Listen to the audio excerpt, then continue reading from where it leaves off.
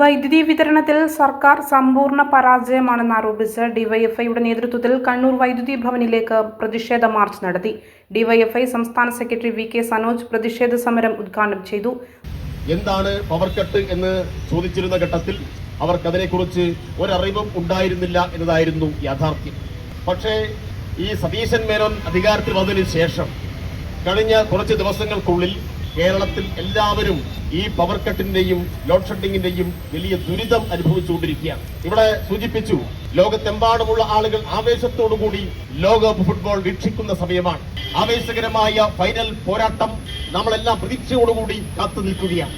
ഇപ്പോ ആ ഫൈനൽ പോരാട്ടം അത് ആവേശത്തോടുകൂടി കാണാൻ വേണ്ടി ആളുകളെല്ലാം ജനറേറ്റർ ഏൽപ്പിക്കേണ്ടി വരുന്ന ഒരു നിലയിലേക്ക് കാര്യങ്ങൾ പോയി. എന്തുകൊണ്ട് ഈ നിലയിലേക്ക് കേരളം മാറുന്നു എന്നത് അത്യന്തം ഗൗരവമായി ആലോചിക്കേണ്ട കാര്യമാണ്. ഓഫീസിന് മുന്നിൽ പ്രവർത്തകർ ചൂട്ടും മെഴുകുതിരിയും കത്തിച്ച് പ്രതിഷേധം നടത്തി.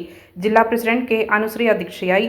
ജില്ലാ സെക്രട്ടറി മുഹമ്മദ് അഫ്സൽ സ്വാഗതം പറഞ്ഞു. P Akhil, M V Lijith, A P Anveer, P K Sanandkumar തുടങ്ങിയവർ നേതൃത്വം നൽകി.